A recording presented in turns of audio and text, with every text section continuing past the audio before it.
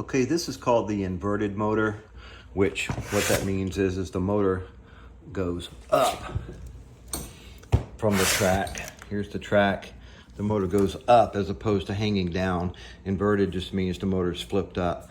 So the way it works is you've got your home switch here. The home switch has a set screw on it that you tighten down once you have the home switch in the correct position. So when your door is fully open, the tip of this button will be right at the edge of your door when the door is in the fully open position, meaning your door is lined up with your trim or millwork or pocket or whatever. Then you put this at the very tip of this button at the back of the door, and then set this position with the set screw. Here's the wire that goes from the home switch. You want to make sure this wire does not get into the belt. It needs to be wire tied to the track or by some method restricted from getting caught up into the belt and pulled in. So the belt goes around the pulley here. Here's the drive pulley. Belt goes around it. This is the normal method. The belt would go around this way, and then the belt would attach to the door via a clamp here. On this end, you have a pulley block. The belt goes around here and is cut at the edge of the door on the clamp there. You have a set screw here that you can use to tighten up the belt. As you tighten up this bolt, it pushes the pulley block out, and that puts a tension on the belt as that slides out.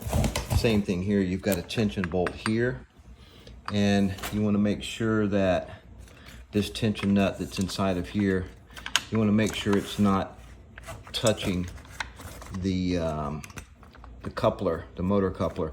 Now as you put some tension on the belt here, you'll have to have the home switch out of the way to access this bolt. This is a 5/16 inch Allen bolt.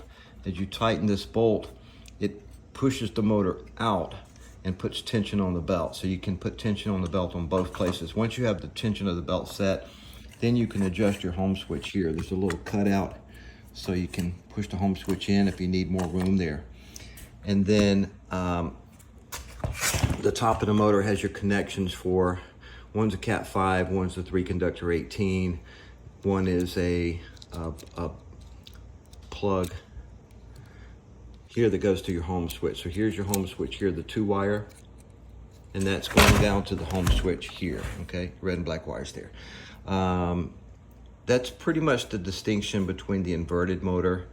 Everything else is the same. The only thing to keep in mind is put on the home switch first on the motor side, okay?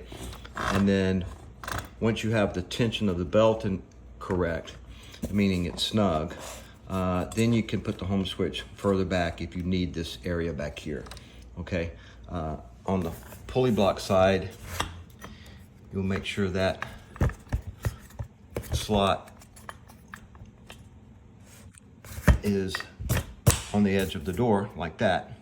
Slot in the tension nut is on the edge of the track. Make sure that is pressed in. Same thing here, make sure the tension nut is pressed in to the track there. You want that to be seated properly, okay? And so you'll route the belt around here. The belt routes around the idle pulley there, comes back, connects to your door, okay? Your threaded rod that mount to the header will be marked on positions out here.